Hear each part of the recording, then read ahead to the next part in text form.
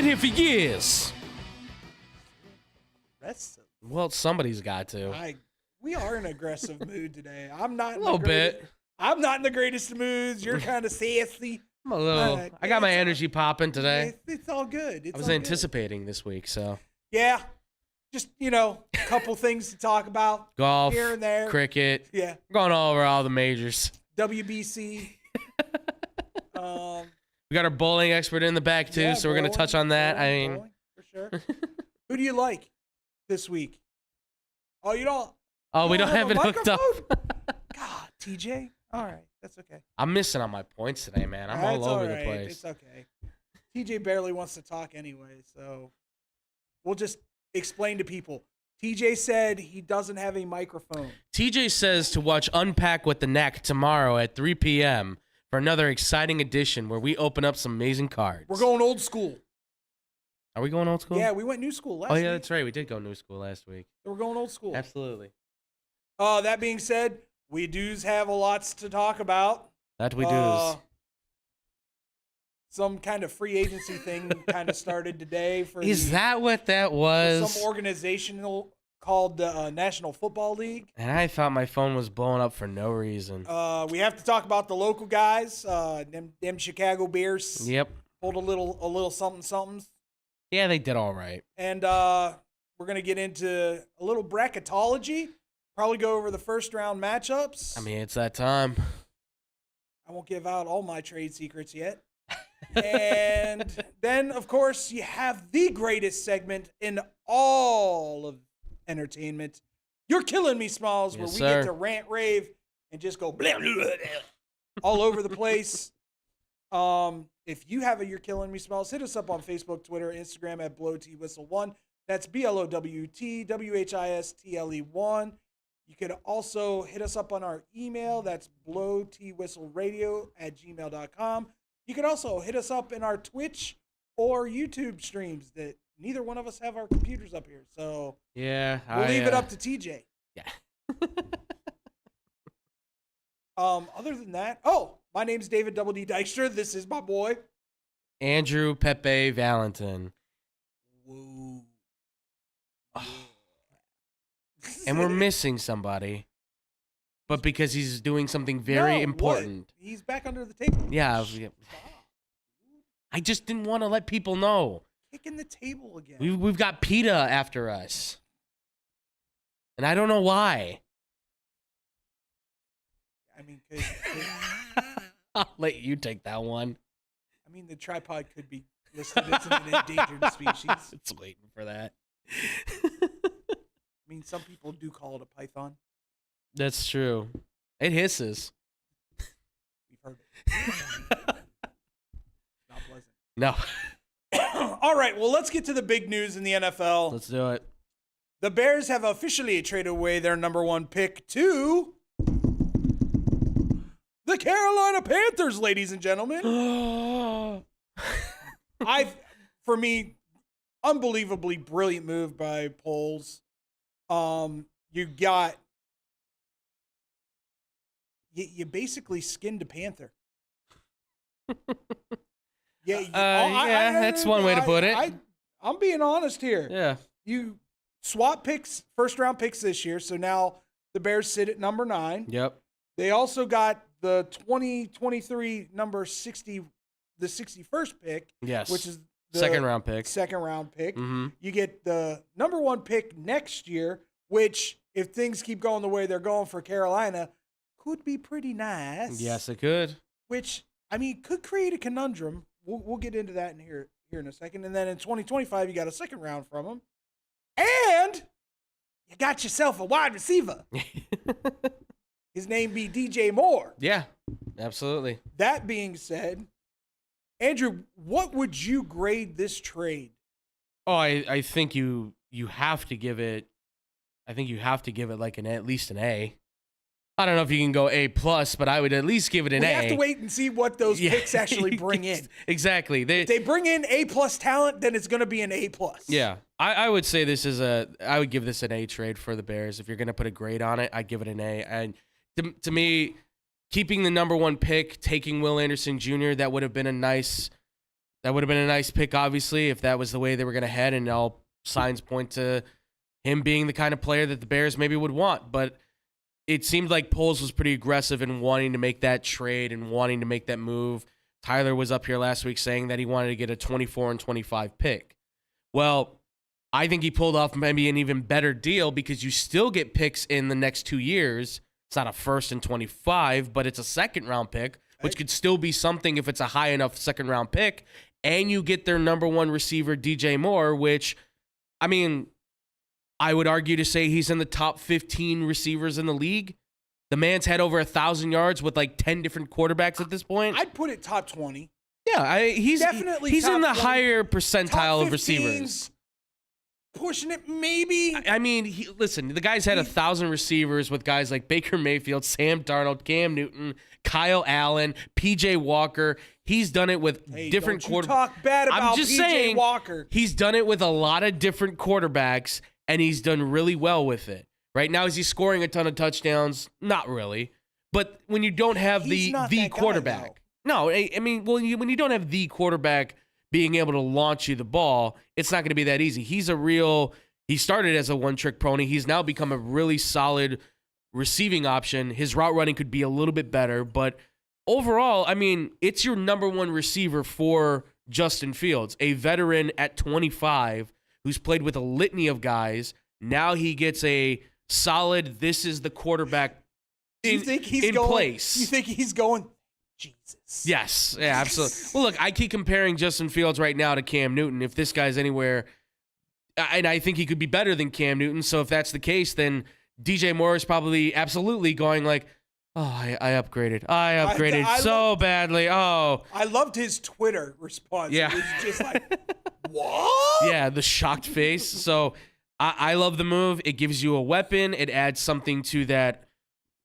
very minimal arsenal they have right now of receivers and passing options. Still bottom, I want to say bottom tier wide receiver room, but not by much. No, not by much. Listen, this is anybody that thinks this is like a top 10 receiving core, you're out of your mind. Like if that's the case, then Chase Claypool would have to jump through the roof and Darnell Mooney better be the slot receiver from heaven. Which, I mean, is possibility. It's always possible. They're young enough. Chase Claypool is coming into a contract year. Yes. As is Darnell Mooney. And I hate to generalize, but players like Chase Claypool typically do show up when there's money on the line. That's true. Yeah. When your contract has come up, a lot of players all of a sudden you see the speeds there. The route running's a little bit more crisp, right? The catching ability, it all gets upgraded. So, and by the way, even if he doesn't get signed back from the Bears, he knows this is also audition opportunities for other NFL teams. Like, they're not dumb. They know that if I don't get the contract from the Bears, I'm getting a contract hopefully with somebody else that will willing to give me the chance. Right, Baltimore? So, I mean, it's the only other place I could see him going. But honestly, I think with what this receiving core is right now, I would put them probably like at 21, maybe, if you're going to rank them of the guy. They're just not there yet. Darnell Mooney's fast, but he hasn't shown to be an elite go-to guy, like even as a secondary option. Claypool's more of an inside guy, I think, than an outside player. And DJ Moore, I mean, we'll see. He's obviously the best of the best right now, but he's your best route runner. He's your best route runner. He's a pretty good solid blocker as well in the run game. I mean, you've got arguably the best blocking wide receiver on the team. And, you know, we don't know what Cole Kmet's going to be either. No, St. Brown. No. But we don't know what Cole Kmet's going to be either. Like, he had a really good season last year, but he has to put it all together now. Like, the catches, the yards after catch, touchdowns, they all have to come. Because right now he's Eric Ebron. He's not he's not Travis Kelce or Gronkowski. For Kmet, I believe you need a second tight end. I think so. To play off of Kmet and take a little bit of pressure off of Kmet. Yeah. That being said, unbelievably great trade for the Bears. What do you think that they do with the number 9? Because you and I have had a discussion about this. Mm-hmm. We think they're leaning linemen, offensive linemen. Yes. But the question has been brought up, what happens if Jalen Carter slips to the number 9 position? See, if he's there at 9, I think the Bears would certainly be enticed to take him. But the problem I have is that in the world of reality that we sit in right now, I think the Seahawks right now are like, yes. And I think the Cardinals are even going, maybe. Because the Cardinals are sitting at 3, and they have the option to say, we've got Anderson Jr. and we've got Carter. Which one do we think is probably going to fit our defense better than anything, right? Because they just hired Jonathan Gannon. That's their head coach, and he's a defensive-minded guy. He's a defensive coordinator from the Eagles. And what do we know about what they just did with the Eagles? Fletcher Cox and Jonathan Hargrave just had career years. So Jalen Carter, I think, could go to the Cardinals. I think he could even still be there for Seattle as well. So if that's the case, then if the Bears are sitting at 9, I think Skoronski may go. I think Atlanta's going to go with Skoronski because I think they want to get a left tackle in there, be it for either Ritter or whoever the quarterback is for the future. They need to get protection with them as long as they've got Taylor Jake Heineke. Matthews. Yes, and Chris Lindstrom, who they just paid, by the way, which was a smart idea because he's one of the best guards in the league. There's no doubt. I mean, that team, and by the way, they got Jonu Smith, a solid blocking tight end that can work in the red zone too. So I think they're going to go with Skoronski. So if that's the case, I would say that it's either Paris Johnson Jr. or Clemson defensive end Miles Murphy sitting at 9 for them to take. For the edge rusher. I know not bad. There's a lot of people saying Tyler Van Ness is in there. I'm so suspect on that guy because when you look like a Greek god, and I know he played well at Iowa, but when you look like that, yeah, that's the thing. Iowa edge rushers have been suspect. Adrian Claiborne was the last one I remember being decent, and he faded away very quickly. Outside of him, if you're not playing tight end, or you're not playing linebacker, or your name's not Bob Sanders playing safety, I don't know what you do. Or offensive line, I should say, right? Because obviously, for a while there, if you were 6'6", 320, and a farm boy, you went to Iowa. And that's even if you played high school football. Tight ends now, too. Well, yeah, and I mean, and they got a tight end that might go in the second round this year who didn't even put up numbers. So let's not tight ends in Iowa. Yeah, Iowa's got tight end, offensive linemen, and linebackers pretty much locked down. So, but I would say Miles Murphy or Paris Johnson Jr. are the two guys I think the Bears should be eyeing, and I would go with Johnson Jr. I would agree with you, and we've kind of discussed this between you and I, so I'll put it out there. When they do draft a tackle, I believe you're then going to put Braxton Jones in his natural position at right tackle. Yes. Move Borum inside or learn from one of these guys because they have been kind of active, and we're going to get to this in a little bit, active in free agency. Learn the position. Yeah. Because Tevin looks natural at a guard. He progressively got better over the year. There's still some things you need to tweak, but they're not things that you necessarily need to worry about too much that you can't get with coaching. My question to you, if they're going out and getting these guards, yeah, what would you think of Borum at center? If he can learn how to snap, that's fine. I would feel a lot more comfortable right now with at least Lucas Patrick being the starter per right now. Oh, yeah. If you could get a better center, go for it. I know a lot of people are like, well, what about Cody Whitehair going back to center? No, Cody Whitehair is done. That dude should not be on the team at all. Well, we were thinking, come June? I think come June you could cut him, and I think you take less of a cap hit because right now he's owed $14 million. That's a lot of money for a guy that right now is Pace. Yeah, thanks, Pace, a lot. One good season, and all of a sudden, give him all the cash. Yeah, right. So he's a liability in pass blocking. He's really good as a run blocker, but at this point, you need pass blockers. You need guys that can go up there and stop the edge rushers and stop the defensive linemen. So I like the idea of Borum going into guard. If he can learn how to play center, that'd be great too. But I think right now, with the additions that they've had now to the offensive line after free agency, I think right now, your best bet is to have Borum kind of be your swing offensive lineman. Yeah, who can case guy. Yeah, plays left, plays right, plays guard. Left and right. If he can play center, that's great. But I've never played center, but I know taking a snap from that position is not easy. I tried it. Coaches tried me at it. I couldn't do it. And they're like, yeah, you know what? You go back to the other side of the ball. Yeah, no problem. I like that one better anyways. Because that's a lot. And by the way, you have to be an anchor. You have to know everything that's happening on the offense. So. Well, like we have already discussed, the Bears have also been quite active in free agency so far. That's a easy way to put it. The harsher way is to go, they went nuts! But not bad nuts. No, they didn't go crazy. Logical. Yeah. Not really overpaying anyone too badly. I would call it Wall Street methodical plotting. You made good investments. And strange enough, a lot on the defensive side. Absolutely. Tremaine Edmonds, TJ Edwards, and DeMarcus Walker all signed to deals. Yep. You've got a D end and 2 linebackers now. Mm-hmm.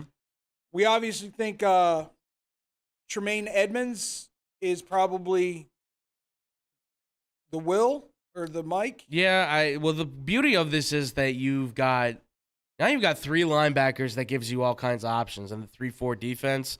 Because Edwards plays both inside and outside. He had in college, he did it in the pros. Edmonds plays inside and outside, so he could do it either way. And guess what? Jack Sanborn played inside and outside. Which I think so you have your options. Low key, no one's talking about Sanborn. No, but that is who was in the right place at the right time. Yeah. On I'd say 85 to 90% of every defensive play that he was a part of. Absolutely. He played the system in college. He knew the system, so he knew what his gap assignments were. Yeah. He was there. This is a solid linebacking core that you can now look at for the Bears. I mean, when you look at a guy like Tremaine Edmonds, right? Last year he got injured, but last year was really his best year, right? He had over 100 tackles. He was really the star of the show for them. He put up really good numbers. He was solid, and he's a solid coverage linebacker, right? So the one thing with him is obviously the money, right? It's a lot of money, $72 million, $50 million guaranteed. The plus side of it is that it's front loaded, so then the money spreads out more evenly over the next few years. So the Bears aren't going to be in cap hell, where likely they'll be paying. The plan is already there in session, where it's like, okay, if Justin is the guy, if he's the franchise quarterback, and you have to pay him like a franchise quarterback, we're set in a place where we're not going to lose these guys because we have to make cuts, right? That's the beauty of that deal. So I like the Edmonds thing. TJ Edwards is a machine. Yeah, that guy's a machine. He had he could have had probably 200 tackles if the other guys weren't there in Philly. He's an absolute dominator. He's a run stopper. Blue collar. Well, blue collar, I mean, dude's from here. Yeah. Dude's from Lake Villa. So he's a Bears fan. I mean, he was on Parkins and Spiegel talking about how, he was watching the Super Bowl as a kid, and as I did. And, you're marveling at Devin Hester taking the kickoff back for the touchdown. 5 minutes of pure ecstasy. Yes, absolutely. And then a lot of Rex Grossman putting the ball on the ground and Cedric Benson putting the ball on the ground. God bless you, sexy Rexy. God bless. Just hold on to the ball, dude. Get the snap. All right, enough of that. I'm not even a fan anymore, so it don't matter. But I think these are certainly concerns for the Bears' future because pieces to the puzzle. Yes, pieces to the puzzle, but is it the right move in the right direction, right? Because offense is now becoming the most dominant thing. These are good players. Don't get me wrong, but I mean, offense has been the key right now to teams winning. I'll give you that. Now, that being said, a dominant defense plus a above average offense did get Philly to a Super Bowl. That's true, but they did not win the Super Bowl. Yes. But once again, I put an asterisk every time I talk about him. Patrick Mahomes. I mean, right, and that's what. And we were talking. Bears now have a better wide receiver room. Yeah. Than the Chiefs did last year. Yeah. Collectively, I would say they're maybe about even. Listen, I'm not gonna discount Juju and Marquez Valdez because those guys are talented. Okay, now are they right now? Would I say they're better than DJ Moore? Probably not. No, of course not. Are they better than Darnell Mooney, Chase Claypool, and Equanimous St. Brown? I wouldn't put Chase. I wouldn't put Chase down there. I might. DJ and Chase, I'd equivalent to being better than if they Juju are, then and if Chase is, then I would put him just over. Yeah, if that's it. But I'm just saying, just over. But once again, asterisk Patrick Mahomes. Right. If Justin can make above average wide receivers look like all pro wide receivers, then you've got it. Well, and this is where, they even added Nate Davis, right? Yeah, they added the guard who's going to be in play. Obviously, we were talking about Borum. Guy played in 54 games, solid starter. He was a part of Derrick Henry's 2,000-yard rushing. He had his best season so far as a pass blocker and a run blocker on the offensive line when Pro Football Focus does that rating stuff. I take that for what you will, I guess. But I honestly think that now you have to say no more excuses for Justin Fields. Claypool's got to be on his game. Mooney's got to be on his game. And this is where he being Justin Fields has to take over. So there can be no more excuses about, the receivers are bad or the offensive line is not good. Well, you've revamped all that. And if you are, say, a franchise quarterback, then what Joe Burrow and Patrick Mahomes, you don't got to be to that level, but you've got to be able to play like them, where if the offensive line isn't doing their job, you can still make that throw. If the pass rush is hitting you in the face, you still have to be able to get up and make that next pass. So he's got to perform to that level. All right. So one last thing that I want to ask you, and I'll give my 2 cents about this as well. The first running back domino has kind of dropped with the marquee free agent was going to be Saquon Barkley. Yes. He was franchise tagged. There were a lot of speculation, a lot of rumors that he was coming to Chicago. Yeah. I was told from his camp it was either Chicago or Buffalo. Sure. That being said, can't do anything about that now. Right. Do you think they go out and get themselves a free agent running back, or do you think they draft one? Because this running back class is very unique. Yeah. You have one that's making everybody else look really, really average, but I believe that there are a lot of average to above average running backs in this draft. Yeah, this running back class is obviously pretty strong. It's been the bigger bulk of what people are looking at right now in terms of how do we add these guys, right? Mostert and Wilson are going back to Miami. Now you've got the possibility of Austin Eckler being out there for a trade. So would not do it. I wouldn't do it either if I were the Bears. Listen, I know that there's a lot of people that said, but what he adds the value to the team. And it's yes, he adds the same thing that we see with a guy like Christian McCaffrey. But how did the 49ers do even without Brock Purdy being able to throw the football? You could have just handed the ball off to Christian McCaffrey a bunch of times in that game and may have still been able to win the game. I don't know. But they didn't really make that attempt. They tried, and then he got stuffed at the line, and they went, crap, we got to really throw the ball. Brock, can you throw it? No? Damn. So I honestly think that the Bears right now should either focus on using later round picks to find other running backs, because you can find guys in this draft. And we've been talking about one that's here in the state of Illinois that obviously he could fit the system when you've already got your kind of all-purpose back in Herbert. He could be your Thunderback. Well, and not only that, but you could also have Ebron take that next step too. Yes. Oh, you mean Ebner? Ebner. Yes, sorry. Ebron. Yeah, sorry. I know I said Eric Ebron and it got planted in your head. Ebner, yeah. Ebner, sorry. No, yes. And Ebner, really, listen, Ebner looks like if you give him the touches, I think you could compare him to a maybe kind of Tariq Cohen. But with a little Gainwell. Yeah, Gainwell's a good one too. A guy who comes in, Boston Scott's another one.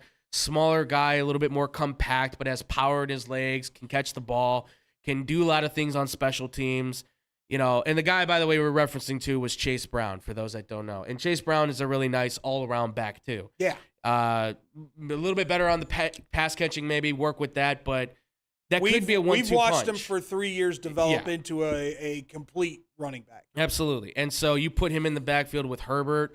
I mean, number one, it's cheap. Number two, I think it can hit just as well. You still have Justin Fields, which don't have him run the ball all the time, but designed runs with those two in the backfield can work. I honestly think he could be the David Montgomery-esque running back for the Bears. Just at like $6 million less, which is absolutely. I know the Bears have money, but you don't have to spend all the money.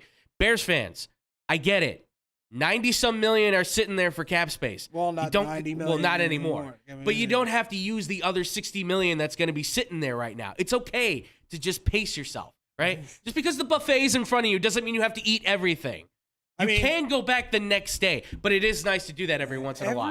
Every once in a while. But this is not that time. No. This is not that time. You're on a diet. Respect the diet. Cheat day is next year. Okay. I still believe they're probably a year away from being true contenders. I would say right now, without seeing it, everything on paper, 2 to 3 years. Yeah. Which is 2 to 3 years. Way better than they thought they were going to be last year. Which means you need this year, the year after that, and maybe the year after that to draft, develop, and then figure it out. You want to get this figured out, though, before you have to pay Justin. Absolutely. Because once you pay Justin, that's, as we know, that can be and who knows, maybe he'll take the discount. Listen, there is a conundrum that could come up for the Chicago Bears. That's true. If the Panthers El Toro poo-poo all over themselves and get that number 1 pick next year, Caleb Williams is going to be sitting there for the picking. And Justin will have had to have shown up, shown out, and firmly planted himself as the number 1 overall quarterback and the franchise. And if he does, and the Bears are sitting there with the number 1 overall pick in the draft, let the bidding war begin again. Yeah, you're talking about selling almost the Mona Lisa at that. This guy stop comparing him to Patrick Mahomes. That's what unnerves. He's 4 or 5 inches taller. No, actually, he's like an inch shorter. Really? He's 6'2". He plays tall. Well, because Patrick Mahomes is 6'3", 230. This guy's like 6'2", 225. I know, but he plays bigger than what he is. He plays tall. That's why when I hear Tom, but Tom's biased, though. He's a Notre Dame fan when he says he's overrated, okay? I watched him in that Notre Dame game, as I think we all did. That dude did things that you should not be able to do when you got that rush on. Do you remember me texting you during the Utah game going, yes, where the hell has this dude been the entire year? Absolutely. Playing on the West Coast. That's where he's been. Yeah. But that being said, that's a conversation for another day. When we come back, guess what, Andrew? What's that, David? Aaron Rodgers is leaving for a Jets team. When we come back on Blow the Whistle. Hey, watch your mouth. Wine. I'll just put a quarter in the swear jar. Once it's filled, we get a Coors party after work. I've been drinking Coors since my college days. Cold draft taste, second to none. Yeah, worth the recorder, am I right? You know it, mother. Hey, you get those reports done? Yeah. No. You, sir.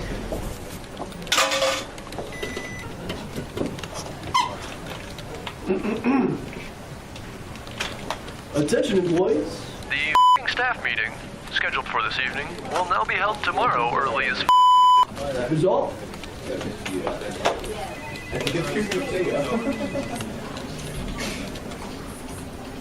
Dudes, we're only 75 cents short.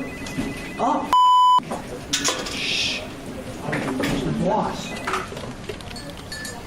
Hey, sir. Go yourself.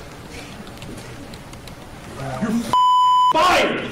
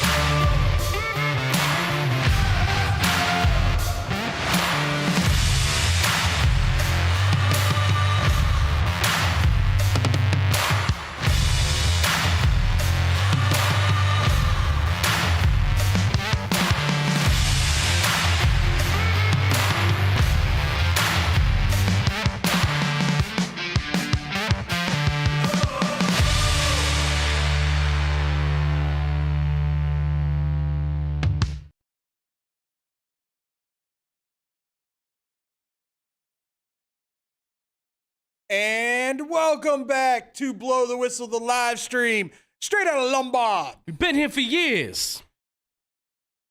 I know someone else who's been somewhere for years, but now he's getting on an airplane. Oh, really? Yeah. His name be Karen Rodgers. Growl all you want. And the people that are still speculating that he's going to, one, retire, or two, stay with the Packers. The Packers thing went out the window when, was it the owner or the GM? It was the GM. It was the GM, Gunter Gunst. Started referring to Aaron Rodgers in the past tense. Yeah. Pretty good indicator that your time is done in Green Bay. Yeah, you kind of put the final nail in the coffin on that one, I think. 2, and I'm just going to say this straight to everybody who wants to argue about it. Do you really think that Aaron Rodgers wants to play second fiddle to Tom Brady in a Hall of Fame induction? Come on. Of course not. That's why he's not going to Tampa. Those shoes are too big to fill. But those ones in New York that Brett Favre left, now I can fill those shoes. Kirk Cousins gets released next year and he goes to the Vikings. I swear to God. If I don't you do it, man. Don't you do it. You're such a poser, Aaron. I thought for sure it would be today because his hit on McAfee is always on a Tuesday. Yeah. Yeah. Apparently, he couldn't come on today. Gee, shocker. Because he was too busy on the phone dictating to the Jets the terms and conditions in which he would come to New York, which I guess included Mercedes Lewis, Alan Lazard, who has been signed by the Jets. I'm sure Randall Cobb's in there somewhere. Oh, yeah. And I'm sure if he could get him back, it might be Shannon Sharp. Absolutely. Absolutely. And you're forgetting, of course, the most important of them all, Mr. Odell Beckham Jr. Oh, yeah. But this is the part that I don't understand. Okay. You do have quality wide receivers on that team. Mm-hmm. You have the Rookie of the Year wide receiver, Garrett Wilson. Yeah. Yeah. You do have it does look nice. Elijah Moore. Yeah. It does look nice. You also have a pretty damn good underrated wide receiver in Corey Davis. Certainly. Yeah. I mean, you still have Denzel Mims and Elijah Moore and all those guys, and you have like 400 tight ends. But, oh no, you have to have your guys. The fact that he's held the Packers and the Jets hostage like this is absolutely asinine. Yeah. If, you know, I will play this game, if we may. Go ahead. If I can be the Jets. Be the Jets. Aaron Rodgers. Jets, Jets, Yes. Jets. Aaron Rodgers, frig off. If I am the Jets, I would tell him, thanks, but no thanks. My question, though, is he doing all this so he gets the outright release and just, I want it, but maybe I don't want it.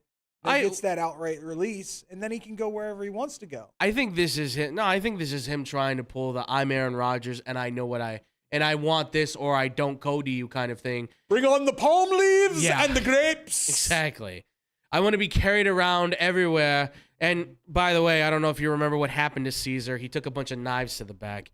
But honestly, I think this is just him being like, I am a Hall of Fame quarterback. The one that I want what I want. I'll tell you what, the one that kills me is the fact that Sauce Gardner's so juiced about this. He's very saucy. And I think it's only, and I'll tell you right now, it ain't because they're best buddies. It's because he's like, yo, this guy could maybe get me to a Super Bowl like now.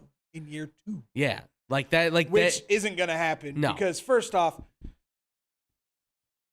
I don't think Aaron's ever dealt with Buffalo in Buffalo. No. Nor New England. I mean, Green Bay gets cold. Don't get me wrong. New England to me.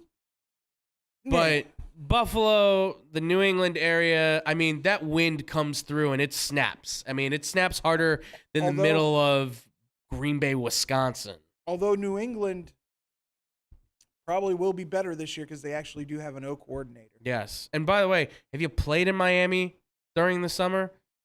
Have you played during the wet season? It's a little warm. It's a little sticky. You're going to be sweating before you even get off the plane, man. My crystals are melting to my groin. And that's the thing. I get it. Okay, their defense is young and talented. They have a lot of money that they don't have to spend, so his contract makes a lot of sense, even though I would still ask Green Bay to pay the other half of it. But the problem is going into that division, you still have to compete with Buffalo. You still have to compete with Miami, although we still have questions about them, but you still have to compete with them. And then you have questions still about what's going to happen in New England, but you never know because Bill O'Brien's in there, and if he fixes Mac Jones, God forbid that does happen, and they end up finding like a big receiving weapon that goes into New England, well, then everything changes for Aaron Rodgers, doesn't it? All of a sudden the Jets are going, he goes, well, hey, I thought this was going to be easy for me. What happened? What happened? What happened was you signed up for a bad deal, and they got rid of all the good receivers because you wanted your Thunder buddy, Randall Cobb, next to you, and they paid $44 million to Alan Lazard. Idiot. Let's God. not even talk about even if they make it out of the division and Right, and that's yes. You got to win first. Justin Herbert, Patrick Mahomes. God. I'm not going to put it past Sean Payton to fix Russ. Oh, no. I mean, and let's not forget, obviously, Joe Burrow, Justin Herbert. I mean, who knows what Jimmy Garoppolo could possibly bring to the Raiders, who just lost Darren Waller. But depends on if Josh McDaniels actually lets him call an audible at the line. Well, that's his buddy, so that's his boy. I would assume so. That was the most mind-blowing thing that Derek Carr let out after he signed with. Well, the reason our offense was so horrible is because I couldn't change the play at the line if I saw something. I was like, what? Yeah, exactly. Oh, and let's not forget, obviously, Trevor Lawrence. Who knows what Indianapolis might bring in, right? I mean, not going to give anything to Tennessee. Derrick Henry. Yeah. In Tennessee. And who knows what Houston does? I mean, if they get it right in the draft, like what if Davis Mills just goes off and has an incredible defense behind him? It could. We all think it's nuts, but it could happen. Could happen. With DeMeco Ryan? You never know. Because right now it sounds like Houston's going to toss the coin and say, look, it's either going to be a quarterback or going to be Will Anderson Jr. We'll be happy with anything that falls to us. Yeah. So I don't know where Aaron thinks that this is going to be a walk in the park. By the way, you shouldn't walk in the park in New York. Not at night, at least. I wouldn't do that. But the Jets are in Jersey, man. Come on. Oh, that's right. They're in Jersey. I still wouldn't walk in the park at night at Jersey. Are you kidding me? But we love New Jersey all the less. We do love New Jersey. Let's move on to an even please make us happy. More interesting conversation with Lamar Jackson. Yeah. Do you see this situation getting resolved? I think sooner than later. Sooner than later it will. Because do you think I guess my question to you is, and this is the surprise for me. Yeah. Just because of the lack of big contracts that the Jets have, why were they not in on Lamar and going, all right, $200 million. Yeah. We'll guarantee $175 million of it. Come play for the Jets. Because the problem is that he wants like $200 million guaranteed, and he's not. And the problem is he's not budging from that number. Yeah, which because he just good for you, Lamar. Yeah, it's going to get you right out of the league. Because every franchise out there right now is shaking their head at the Cleveland Browns, and look what Cleveland had to do. Yeah, restructure Deshaun Watson's contract. Steve Bisciotti, the owner, already said, "Listen, Cleveland did something that none of us are happy about." But just because they did it doesn't mean the rest of us have to as well, nor should they. A team has to give up draft picks and take on the contract. That's what the Browns did. And right now, they're looking like a team that could be in serious trouble because, yes, they restructured his contract to free up money. Good. I'm glad he was willing to do that. You're still paying him guaranteed money. He's going to be Bonilla. Yeah, he's still, yeah, exactly. You're still going to have to pay him the money right now. Oh, and by the way, you don't have a future really unless you hit on those second, third round picks. And we see what happens with the Rams right now. I'll say this much. To me, if I'm Lamar Jackson, seeing Daniel Jones get 160. Yeah, 160. And 100 of it was guaranteed. Yeah, Or a little less. Well, it's technically like a 2-year, $82 million deal, and then it's like an opt-out kind of thing. Like the Giants don't have it to commit. Ooh, you see that, and then you see the Deshaun Watson money. Yeah. I'd put Lamar in between those two. I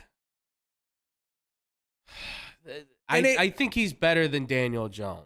Oh, he absolutely, and that's Yeah. what I said. He's better than Daniel Jones. Oh, okay, yeah. But maybe not as good as primetime Deshaun Watson. Yeah. And that's the difficult thing, Because right? Deshaun Watson is an accurate passer Right. who is also mobile. Maybe not as mobile as Lamar, Right. but still mobile. Well, so I saw people like obviously are comparing him a lot, right? I found these stats. This was courtesy of a friend of mine that was able to come through. Since 2020, when he got drafted, Lamar's got 61 total touchdowns, 39 turnovers. He's been injured 3 times. He's got a 1-3 playoff record with 4 touchdowns and 8 turnovers in those playoff games, and he has 7 game-winning drives. This other quarterback here has 102 total touchdowns since 2020, 44 turnovers, 0 injuries, same playoff record with 7 touchdowns, 2 turnovers, and 15 game-winning drives. Do you know who that other quarterback is right now? It's Kirk Cousins. Now, I'm not going to sit here and say that he's total, complete, overrated garbage like a lot of people do, but I don't think you can say by looking at those numbers comparative to Lamar Jackson's that Lamar is a top 5 quarterback. I'd put him in the top 10. Now, that's just me. I'd put him in the top 10, or at least the top 12. Actually, I would love to compare Kirk Cousins and Lamar Jackson. Think about it. Great during the regular season. Absolutely. What happens when the lights shine the brightest, though? Absolutely. And that's the thing. Like, Kirk Cousins, look, is he ever going to go to a Super Bowl? Unless the Vikings have the perfect passing game and defense around him, no, they're not going to a Super For Bowl. God's sakes, they're talking about shopping Dalvin Cook. Yeah. So you have to look at Lamar, I think, and say, not just even based on these numbers, but what these numbers represent, which is, look, he is a quarterback who, in that short amount of time since he's been drafted, obviously does things differently than other people, but he's been injured because of his play style, I believe. And with those injuries now becomes a more concerned and cautious, I think, ability to approach the game. Because if he's more reckless, more injuries are going to happen. And then what is Baltimore paying you for?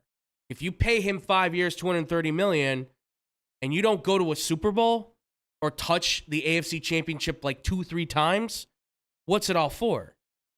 And that's what Baltimore needs to figure out. And if he doesn't answer that question for you, I think have to move on. Oh, absolutely. Let's talk about the reunion in Vegas. It's nowhere near a needle mover for me. I personally think Derek Carr is a better quarterback than Jimmy G. Mm-hmm.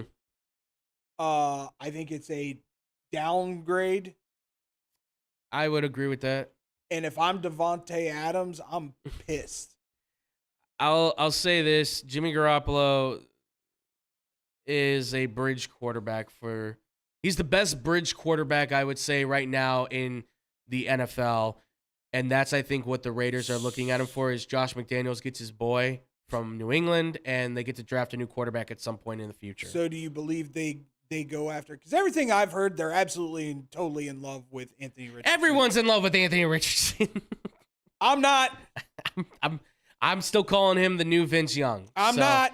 I love that I love that. And that's not a comparison. slight against him because Vince Young was really good in his rookie year and at the beginning, and then it's just like People figured him out. Well, his problem also too was he didn't learn the playbook, and that's what I'm afraid of is happening with guys that happened with Cam Newton. Like he knew the playbook, but he didn't always go by it. Oh, if you go by the playbook, though, I think it'll work. Got to go by the playbook. But I think Anthony Richardson might be. I think he is intelligent enough to know I got to learn this thing and I got to grow with it. I know. The question is not is he not intelligent enough? The question is he mature enough? That's the real question. That's the real question. It's not about intelligence. It's about maturity with him. Correct. I think it's when you talk about stuff like this, I think it always comes down to maturity. Absolutely. But it's never a no, these guys are smart enough. intelligence You're smart enough to issue. do it. You just got to sit down and learn it. and watch it. Well, except for Matt Carroll or Corral. Yeah, or Jamarcus Russell. That guy didn't even look at tapes, as per Kurt Morrison. But I don't think they go after Anthony Richardson. Honestly, I think they're waiting for next year. Because I'm telling you right now, they're not firing Josh McDaniels for a few more years. Mark Davis is patient enough. He's patient enough to give him a chance. They're going to have competition for tanking. Absolutely. Because everything that I'm seeing, Atlanta is not making moves that they should be making to become a viable contender in that division, which is not going to be that tough to win. I'm still convinced that Houston's going to maybe still make a play for Will Anderson Jr. at 2 and possibly bypass a quarterback this year because they know then they can just go all in on a quarterback next year because guess what? There's 2 coming out next year because I keep forgetting the guy got redshirted as a freshman. It is Drake May and it is Caleb Williams. You're getting one of 2. You're either getting the Heisman Trophy winner from USC or you're getting the 6'5" phenom from UNC who's got both have guns on their arms that can fire at 70 yards. I think you're winning with either one. Yeah. Just a shot in the dark. I would agree with that. I would take Caleb Williams. That's why I'm not mad at the Commanders for coming out and saying we're all in on Sam Howell. He's that kind of quarterback if you get him the weapons. And he's got the weapons. But that being said, Sam Darnold. Mm-hmm. Them San Francisco 49ers. The 49ers. Shut up. I thought it said, I swear to God, I read something that said Rams. But I was wrong, so nah. I can freely also, admit. I thought you said Zach Wilson to the Rams. Was it Zach? He was Zach Wilson to the Rams. I said Zach Wilson or Sam Darnold. Okay. To the Rams as I remember a the reclamation. Zach Wilson. I remember that. Yeah, I did say Zach. I'll still stand in front of that one. Okay. Maybe after he takes a year off and reads a book like his coach suggested. I mean, hey, man, it sounds like right now Sean McVay is not too convinced with Matthew Stafford. So you never know. He could be looking for his guy. His arm could fall off at any moment. Yeah, I know. Oh, I know. So why not? I would. Well, my favorite. That's why after we talk about Sam Darnold, this other one is so interesting. Absolutely. By the way, you should have went and got Mike White. Why'd you let the Dolphins steal that one? By the way, low key, unbelievable pickup by the Dolphins. Yeah, I was gonna say that was a smart move for them. Low key, really good. You've been beating our butt a lot. Come here. Come here. No, don't back up, Aaron Rodgers. Come here because you're probably going to have to play. Guess what? You know why he signed with the Dolphins? Because he knows it's only going to take a little tippy tap onto his head for Tua to be like, I don't remember nothing. Plus, all he has to do is go 5-yard out, 5-yard out, 5-yard slant, 5-yard slant, touchdown. Mike White might actually turn into that number 1 overall draft pick that he said he was on that team. Waddle and Tyreek Hill. Woo! USFL and the XFL are kicking themselves in the butt right now. Ooh. But that being said, yes, it's an interesting move. It is. Well, and they had to do something. Do you think it's Trey Lance's job to lose in the preseason? Absolutely. I honestly, for no other reason than they traded up to get that pick. They need to see if this is. They need to see if that he is who they think they. Yes, he is who they thought that he was. That's so hard to say. It is. How he did that without stumbling? Well, because he said they are who they thought they were, and that rolls off the tongue. Yeah. He is who you think he is does not work as well. But I'm looking at the Sam Darnold move. I think it's like it's a move that they had to make because they got to get some other quarterbacks in that room because you don't know when Brock Purdy's going to come back or if he's going to come back at 100%. You don't know if Trey Lance is the guy, and you don't know if he's going to come back at 100%. So with both of these guys, I think Kyle Shanahan is almost, I don't want to say he's panicking, but it almost feels like he's kind of like, Trey Lance is our starting quarterback. He's our number 1 guy. It's Brock Purdy. Now it's Brock Purdy. Okay, Brock Purdy start. Now what do I do? Sam Darnold. That's it. We go with Sam Darnold. I mean, it could have been worse. He could have said Zach Wilson. Yeah, he could have said Zach Wilson. It feels like a crazy commodity for them to go through. I mean, they did have to. I mean, you could look and try and do another wonder, Mr. Irrelevant, right, in the draft. But then you're banking on the draft to give you something. Here's a thought. Just going to throw this one out there, 49er fans. Call up New England, see what it'd take to get Bailey Zappi. Could have done that, yeah. That's my boy. He will be starting for Mac Jones at some point this year. I don't know, man. Oh, Bill O'Brien's Bill O'Brien rights the ship. Bill If O'Brien's he rights the ship. Gonna love all over Bailey Zappi. Oh, If he rights the ship You with could Mac. throw a deep ball? Oh! But he's Mac's boy. Now, That's his that boy. being said, time to talk about the amusing one. Tampa Bay. Tom decides it's time to go. And what do? Not Aaron Rodgers. Nope. Not Derek Carr. Nope. Not Jameis Winston. Nope. Hey, Baker. Want to talk to you for a moment. Yeah. Now, this is the scary part. It could work. Because those wide receivers at Tampa are really damn good. Yeah, it could work. Will it work if he does go there? Because he hasn't signed anything yet. No.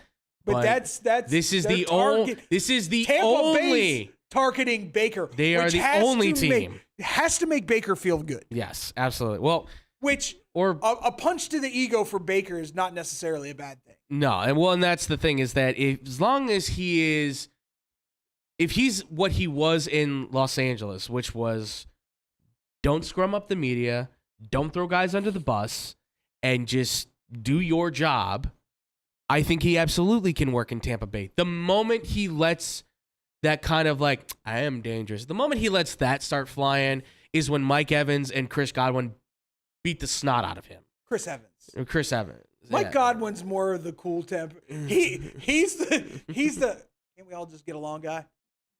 Absolutely. And Mike Evans is like, come here. Yeah, absolutely. So and I don't know how Todd Bowles is going to treat that either. Like, Well, and they've got a new OC too. exactly. So So- this is going to be if he does go to Tampa, him and Kyle Trask are going to have to battle it out. It's the still not proven, but somewhat the weird in between proven, not proven veteran combined with the unsung but tapped as the next heir apparent Kyle Trask. I don't know how Tampa can feel about that. I don't know. Can we also talk about another oddity out of Tampa? Hmm. Brian Leftwich doesn't have a job yet. No, he doesn't. No, Which he is- doesn't. Hey, Pittsburgh! Get rid of Canada. No, they- Leftwich played for you. He did. And he coached underneath you when he was working with Bruce Arians some. So he was technically like a coach on the field. I'm just saying. And you did pretty well when Bruce Arians was your offensive coordinator, working with the receivers and Hines Ward and Mike Wallace. And yeah, he helped Antonio Brown. I'm just saying, and he's just saying, we're just saying, like, Leftwich is a guy that I can't believe he doesn't have a job. I'm surprised that Pittsburgh brought back Matt Canada. That really shocked me. You ain't the only one. The whole city of Pittsburgh. And for reference too, just so everybody knows, the news is that yes, Dallas did trade for Stephon Gilmore. I don't know how to feel about that. He's going to play strong safety. I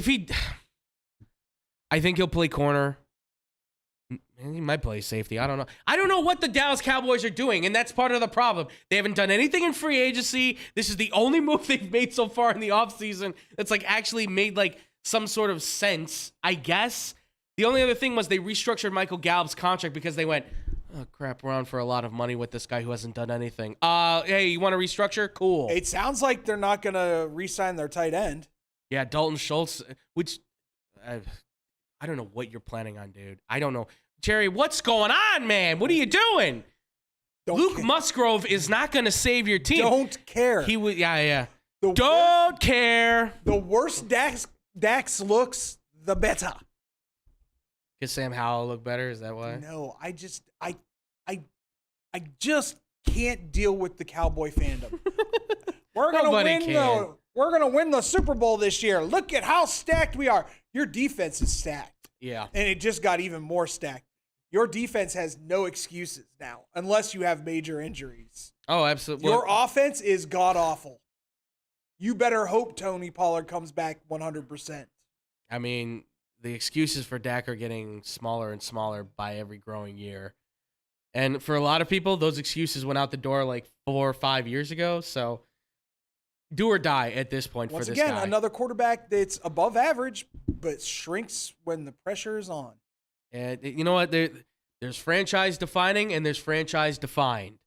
Unfortunately, Dak fits into the franchise defined. Hey, you know the guy that you replaced that's now doing television? Who should stop? He was defined by dropping a ball for a field goal. This is true. I'm just saying.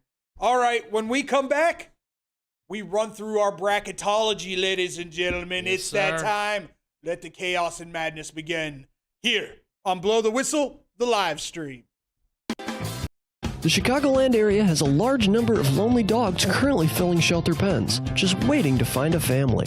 Nothing adds warmth to a home like a wagging tail and a warm pair of brown eyes. If you are considering adding a dog to your household, visit the Anderson Animal Shelter, where adoption counselors can assist you in selecting your new best friend. Make your house a home. Adopt a shelter dog. To see a current list of adoptees, visit their website at www.andersonanimalshelter.org or meet them in person at 1000 South LaFox Street in South Elgin. Don't have room in the home for a new furry family member? Donations of toys, collars, and soft or hard non-perishable dog food are always accepted and are greatly appreciated. All animals are spayed or neutered and are waiting with tails wagging to find a loving home. Visit 1000 South LaFox Street in South Elgin or www.andersonanimalshelter.org for more details.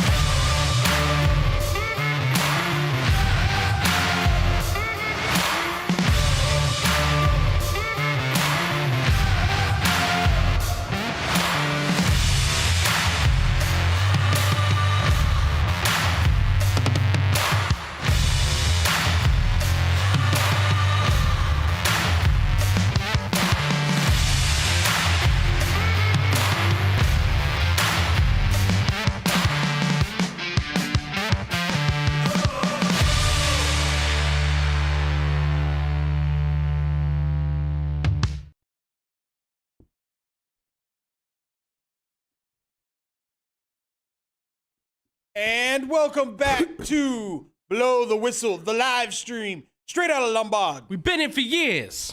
I'm David Double D Dykstra, my boy, Andrew Pepe Valentine. It's time. It's time to start the madness. It's time to start the chaos. It's time to talk bracketology for the NCAA tournament that starts tonight. Yes, sir. First four. First four starts tonight. Absolutely. And me being the degenerate I am, yes, I have money on one of the games. I think you're... Shut it. No one cares. Not even going to say it. That being said, what region are we starting with first, TJ? We are going to the South. Yes, sir. Yes, sir. Being on Boomtown. With number 1 seed and probably number 1 overall seed, Alabama. Debatable. Yeah, debatable, but certainly I think favored because of one player in particular, and that Brandon Miller. The kid sure does know how to shoot. He does know how to shoot, and he does know how to play basketball really well. I would say, honestly, It's sickening how good he is at basketball. it is. It really is. I want to hate him. I really do not want to like him. Oh yeah, Alabama always is the enemy, but he's so good, and nobody's beating Bama. You're not seeing an issue with their first. A&M, CC, SEMO, neither one of those two teams are. Brandon Miller could probably drop 40 on either one of them if he wants to. Texas A&M Corpus Christi is probably going to come out of that tonight with the win. I actually had Southeast Missouri. Well, you're going to Oh, okay. Well, let's see how that is. All right, so let's go down to the 8-9. Okay. West Virginia, Maryland. Two contrasting styles. Yeah. And anytime we talk Big Ten, it's going to be contrasting styles. Absolutely. We actually went to the Big Ten tournament. We did. On Thursday, and you saw what Big Ten basketball is. Absolutely. Well, we saw a little bit of Maryland too. So. It is not a run and gun kind of basketball game. No, they are half court, slow pace, methodical, above average defense. Absolutely. For the most part. West Virginia, high pace. Yep. Behind the arc. Mm-hmm. They want to run it. They want to run it. They want to score. But I'm going to take Maryland. I took Maryland as well. Tougher. I just like the way they play defense. They play that zone really well. They get really good on counterattacks. They run that fast break on those counterattacks. They go for steals, interceptions, all that. So I like Maryland on this. I think they have the close game. I'll give it a close one. More talented team as well. I'll say it's like if anything, I'll say like a 6-point win for Maryland. All right. Now, one of the favorite 5-12 matchups for an upset is coming up here. Yeah. San Diego State versus College of Charleston. Mm-hmm. Who do you have? Once again, this compared to any Big Ten game will look like the game is in fast forward. Yeah, right. Both teams love to run. I think I'm going to go with I'm going to go with San Diego State. I, too, am leaning San Diego State. It's not exactly sure why I'm leaning towards San Diego State. It's nothing against Charlton. It's just San Diego State has a little bit beefier size. They have a little bit more speed, I would say. But Charleston can fire. Behind the heart, yes. San Diego State is They've been very good. Extremely good. Absolutely. So I like San Diego State. I think it'll be like an 8-point win for them. Moving on to the 4 through against the 13, we have University of Virginia versus the number 13 Furman. I'm going with Virginia. I got to. I'm going with Furman. Really? That's one of my upsets. Yes. I have no faith in when Virginia goes cold. Yeah. They go ice cold. Yeah, it's rough. And they've been very inconsistent this year with being able to maintain any kind of heat. Yeah, the team of old that won that national title they're not around anymore. They don't really have any real pure shooters from the outside. No, but they do have depth, and that helps them a lot. That's the thing. If they can get Furman into foul trouble, that could lead to something. Those fresh legs help a lot. Number 6 Creighton versus North Carolina State. I've been boasting about them so far on the show. I'm going to stay with the Wolfpack. I like Creighton. They always shoot well. They play really good, paced out, pass the ball, find the open shot, basketball. But NC State can push, and when they push, they are terrifying. They can play above the rim. They can attack on defense, which is something you don't hear a lot of, but like they get after it. So I like NC State. I'm not saying it's going to be a blowout or anything, but I think they can at least take the lead at the half and keep the lead going forward to win the game. Once again, my big issue, just like with Virginia, is with NC State. Absolutely. Super inconsistent. When they get off badly. But the difference between them and Virginia is they have the players that can pick it up. They have speed. NC State has the talent to make a deep run in this tournament. Whether that talent shows up or not is a whole different story. Yes. And for that, I actually have Creighton winning. Okay. Let's move on to Baylor and UCSB. That is University of California, Santa Barbara. Who you got? I'm taking Steve Nash's old place. UCSB? I'm taking Santa Barbara. Another one of my upsets. I can't. I know Baylor's good, but I can't. I don't trust them anymore. They won the title. That's great, but those dudes are gone. They're all gone. Well, and the inconsistent. And they've been off. Once again, it's coming back to in a Big 12 where you can't be off. This is my theme for this year. It's inconsistency. Yes, absolutely. I want teams that have been consistent. Yeah, and for a team that values itself on defense, they have had, especially against the better teams, and I'm not saying UCSB is a better team, but against the better teams, the Texas and Kansas, they've let a lot of that defense go by the wayside. UCSB can, if they find a hole, they're going to take it. They Yeah. take advantage of they're a calculated team. They use those analytics to a T. Absolutely. I like UCSB. I think they'll upset. I'm right there with you. So that is what is that? It's another 14-3 upset. Yeah. All right. Missouri, Utah State. One of the games that people have circled as a possible upset I know. as well. I saw the what is it? The numbers for Utah State to make the Final Four is like plus 6,000. Well, Something like that. And here's the crazy part about this. The coach from for Utah State Yeah. is the coach that beat Virginia the year Virginia was the number 1 seed. Mm-hmm. What was it UMCB or something like that? That would be I can't remember off the top of my head. That being said, I do have Missouri in this game. Yeah. Better competition that they played against. If the game is close, they're not going to freak out. They're not going to worry. They know they have the superior talent and the superior shooting.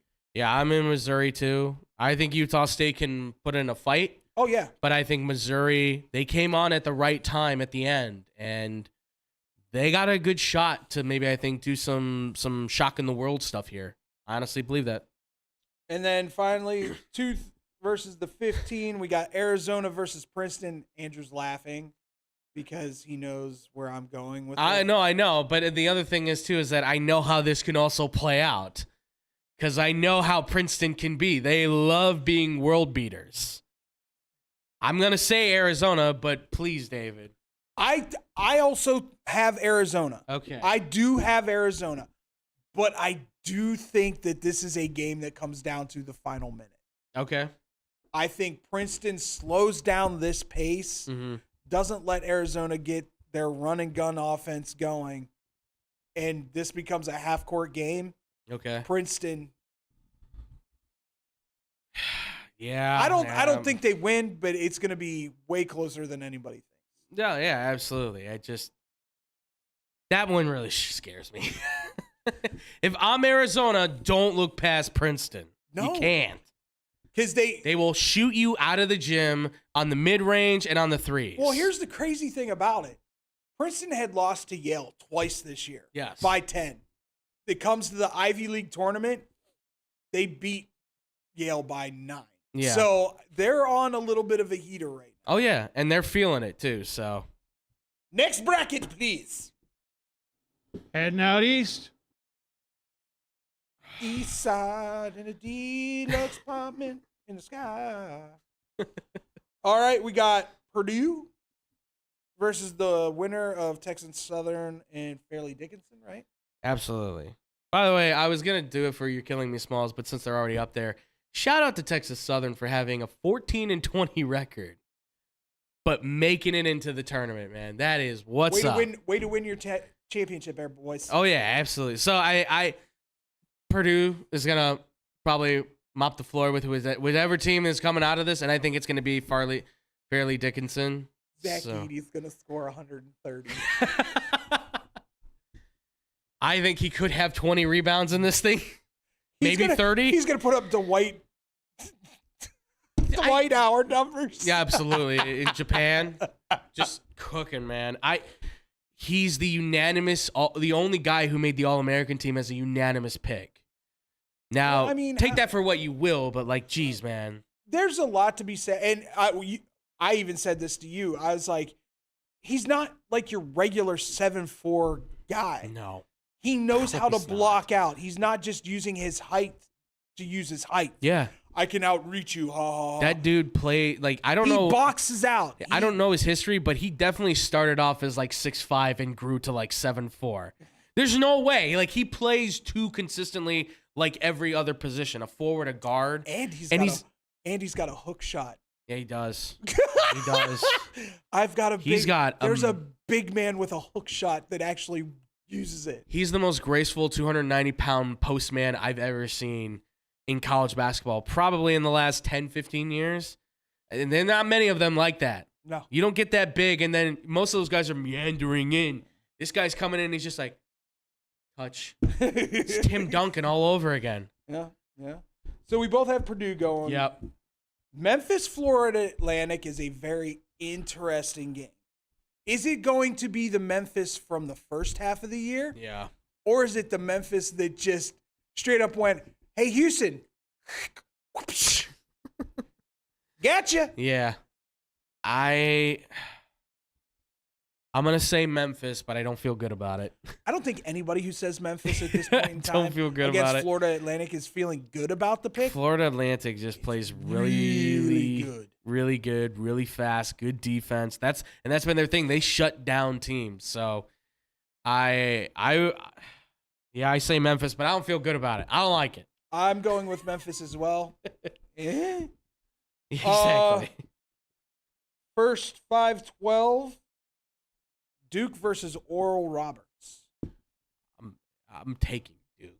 I don't like it, but I'm taking Duke. I have to.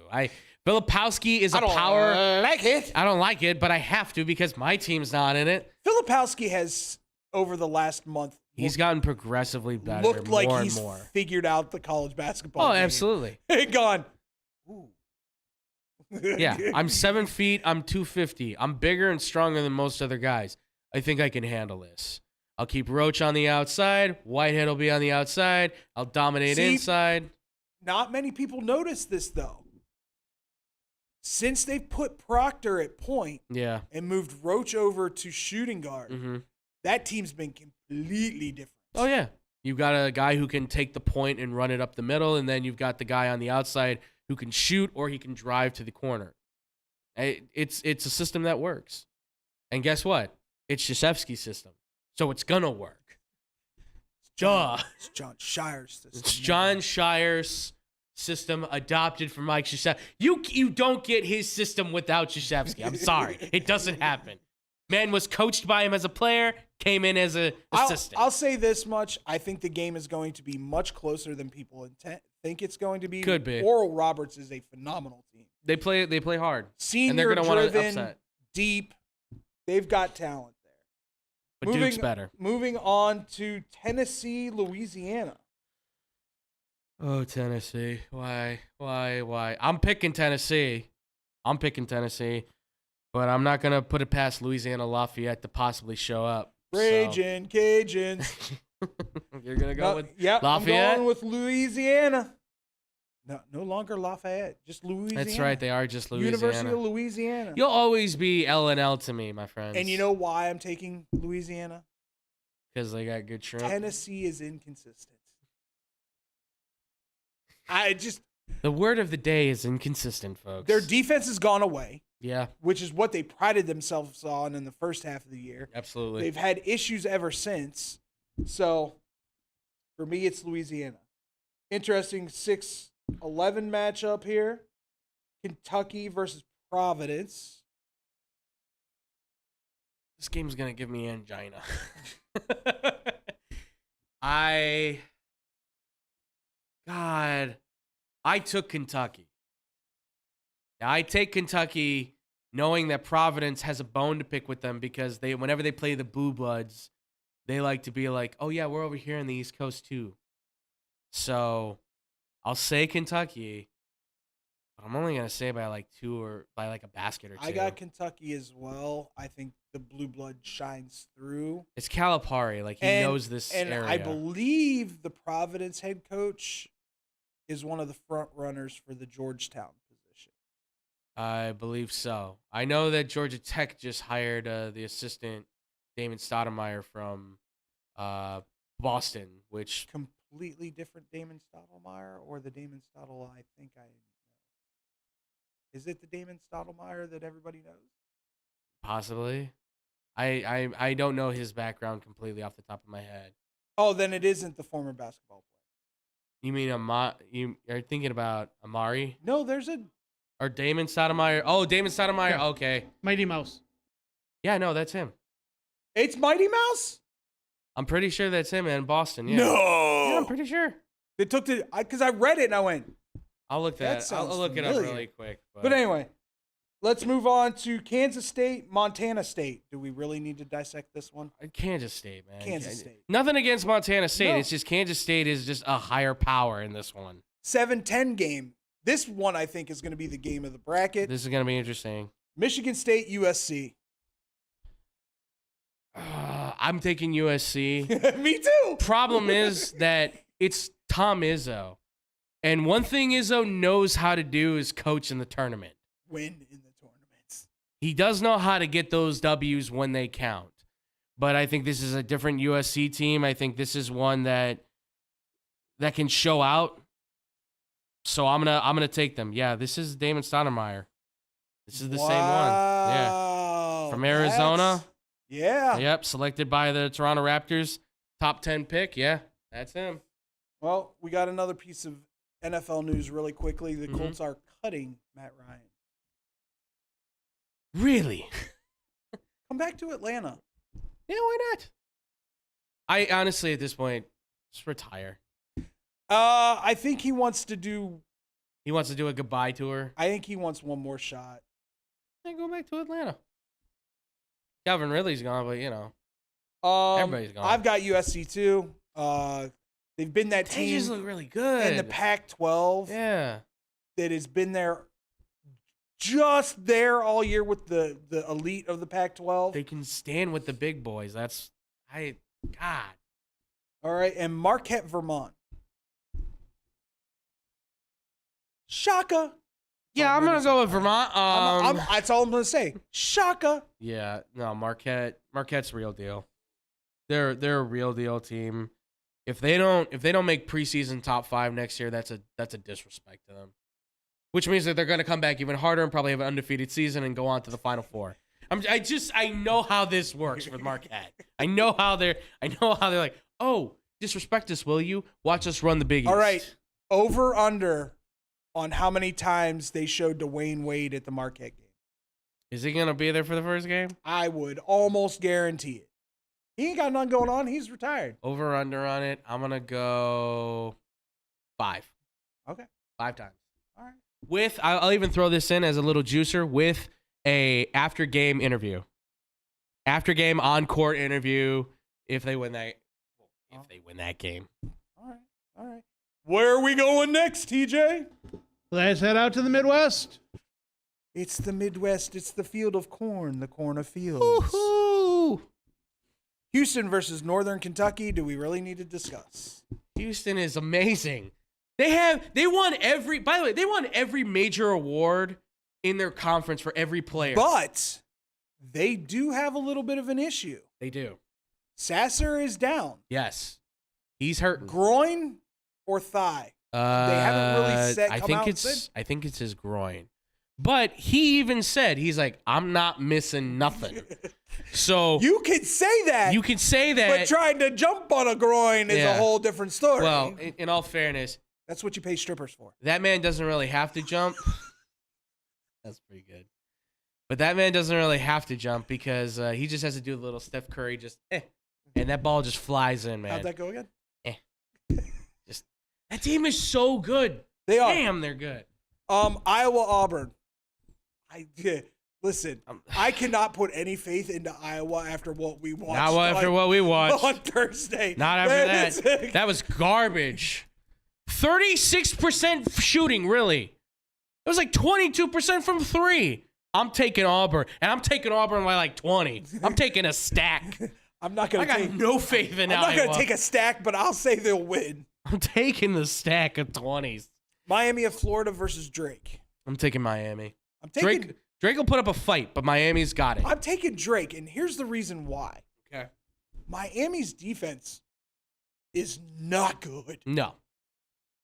So if you let Drake drain those threes like they like to do, this game could get out of control very quickly. No, absolutely. But the Drake's got to play tough defense on Miami because Miami loves to go to the rim, and they will posterize those boys all day if you let them. Just keep that middle out. Drake's got a solid big man. They do. So you've got to keep them out of the middle, and Drake can win this game. But you take Drake, I'm gonna take Miami on that. Indiana, Kent State. Gotta go with Indiana. I'd love to go with Indiana, but they lost to my Nittany Lions. So, Trace Jackson Davis is a top 10 pick easily. That kid is powerful. He works inside. He works outside. He does everything. But problem is, he's really a one-man show right now in Indiana, much like the other team in Indiana, Purdue. Everybody else around him is decent, but he's the guy that runs the show. Here's the problem. Indiana is going to have to slow this game down. Absolutely. Because Kent State likes to run. Yes. A lot. They are fast. They attack the rim. They're okay with taking quick jumpers because they know they can put up 80, 90 if you let them. Easily. Watching the Kent State-Toledo game was amazing. No defense at all, but was great. They're all going to be great pro players. 98, 86, something like that. Yeah, it was awesome. Are you kidding me? More. Iowa State either versus Mississippi State or Pitt.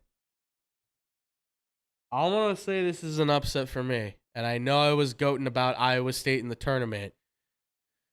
I'm gonna say you did win a nice chunk of change with them. There, I did. buddy. Thank you for the 50. I appreciate that. Can't believe you pulled that off. You really made my heart racing for a while there. I'm actually going with Pitt. I think Pitt beats Mississippi State. I'm gonna take Pitt. It's just because Pitt's got that ability to take it inside and play that slower pace if they want to. They can run, but they will play the slower pace with Iowa State. My question is, how much is Pitt into this game, though? Fair. I think they lost to Clemson in the last game of the year. I believe so. Or University of Virginia. I can't remember which one. It was for first place, but they dropped all the way down to 5th place in the ACC. And they looked absolutely deflated against Duke. No, yeah, absolutely. I had the spread was 6.5 Pitt, and I was like, yeah, God, they'll cover that no problem, right? And get trounced by almost 30. Well, keep in mind, look who they were playing. I mean, that is a well-defined basketball program that has been there for feels like a century at this point. You think Cape would be up to play his whole team? No, I know, but I'm not sure about Mississippi State. They always have a good basketball program, but I think Pitt can be better. I think they're juiced for the tournament. That's a coin flip. Yeah, that's a coin flip game. But I have Iowa State winning, whoever it is. This. I would say this is a coin flip one, but I'm gonna go. I think Pitt can pull it off. Xavier versus first time to the dance ever. Yes, sir. Kennesaw State. And they're gonna find themselves bumped out because Xavier is crazy good. They are crazy good. Agreed. Texas A&M versus some team from Pennsylvania. You're not gonna like me. I took A&M. Think a little bit of their quickness and their speed and their power is gonna help them. But we saw Penn State play. I like the way that they shot. That kid Funk is amazing. And he didn't miss. He missed like twice when we were at the stupid game against the Illini. He would not stop raining threes. And they would have put a man on him. I don't understand it. Well, no, we were talking about that. That Illinois game was just weird in general. Weird. That was a weird game. Because Pickett was backing down whoever was guarding him every time, and no one would come over and help him. I know. So it was just awkward and weird to watch. Well, it was interesting because you watch Pickett work when we were watching him. Everywhere he went, the defense was shifting off. And then they left Lundy and Funk just wide open to just make every single play. And at some point you would think, just go man on man. Stop playing the zone. Pick up these guys. They couldn't do it. I picked Penn State because I got told by my son that if I didn't, I was not a true fan. I'm not a true fan of You're the not even wearing team. any Penn State gear. No, I'm not. Except for your wearing lanyard. Your lanyard has Penn State, but that's it. But to me, this is a outrageous, like, just slap in the face to Texas A&M, and I would be pissed if I was them. 7 seed. Yeah. After you finish second in the SEC, right, and then you finish second in the tournament, right. Just got the heebie-jeebies. TJ knows why. It's okay, man. Can't be hurt. I will say I think Penn State's going to have to play that methodical. They're going to have to play the slower pace, but if they try to run with A&M, it's not going to work. And Pickett needs to step up. This is the game where either you better have like 15 assists to fucking Lundy, or you better be dropping 25 points because that's the best way you're going to beat this team. Yeah. Your best player has to show up. Texas Colgate. I'm actually picking Colgate to cover. To cover. Not to win. Texas is going to win. But I think Colgate's one of those weird teams this year. They've got a lot of senior leadership. Yeah. And they play a free flow defense. Yeah, they do. So it might cause some issues for the first half cover might be the way to go till Texas figures out how they want to play it. Yeah, I still got to go with Texas. I'm going with Texas. Texas has just that dominance. They won their conference. I think they're feeling hot right now.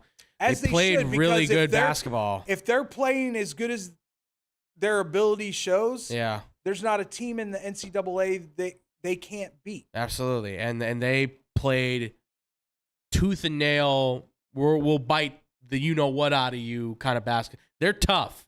Those Longhorns do not look past them. So, and if they win, I can't say it's going to be close. Unfortunately, and if they end up winning the national title, and that poor coach doesn't get a damn contract, I swear on all that is holy. Well, now we know Chris Beard's going to Ole Miss, so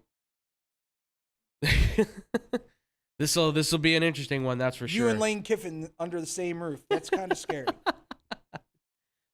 Where are we going next, TJ? With Sade. With Sade. Yes, I love you, TJ. Only You're thing the best. better would have been if TJ threw it up. Oh my God, that's That'd have amazing. been great. TJ, you are the absolute most amazing person ever. I hope you know that. All right, so we have Kansas versus Howard. Come on, man. It's Kansas. Jalen Wilson, Grady Kansas. Dick. Come on, man. They're too talented. Kansas by like 30. Sorry, Howard. See, here's the thing. Howard could be up by 16 at half. Kansas will make that lead. Kansas will make that lead. It's the only team all year that I've seen. Yeah. They were down, who was it? TCU? I think so, yeah. They were down to like TCU by 15 at halftime. Yeah. 5 minutes into the second half, they had tied the game. And they didn't look worried once. Bill Self walked off the court with like a half grin and smile. And all I remember was I was watching it with friends of mine, and they went, that don't look good. Next thing you know, they win the game by like 12, and everyone's like, what happened? And it's like, Bill Self in Kansas, man. You can't count them out. Yeah. You never can count them out. Arkansas, Illinois. This is purely emotional. Illinois has the talent to make a run in this tournament. So I will take them over Arkansas. I'm going to take Arkansas just because the way I'm not an Illinois fan, so it don't matter. Hater. The SEC basketball this year took a giant step in a big direction, and Arkansas this year played really well. I think Illinois can hang with them, but I think Arkansas can outplay them in this. If Illinois plays the way that we saw them play, they're going to get killed. If they play the way that they have all year, they can hang with them, but I think Arkansas, because they're a second half team, can take advantage of that. Here's my question. Is the SEC, though, going to be like the Big Ten was last year, where the SEC has beaten it up on itself so much? It's possible. The only difference in this is I think that these SEC teams have enough fresh legs on their rosters that even if they do beat the hell out of each other, like their starters, like Brandon Miller can take all the punishment he wants from these teams. They'll still be able to stand with the best of them, I think. There's just enough talent on those teams that I think they don't have to worry. All right. And the coaching's good too. So St. Mary's versus VCU. I'm going to go with Virginia Commonwealth. Okay. I'm going with I'm going with St. Mary's just for the pure fact that I love St. Mary's. I'm saying this also because I know it's like 1,001 shot because St. Mary's College can kill teams, But I always like VCU when they're in the tournament. They always come They up. don't have Shaka anymore. No, they don't. That's the only thing.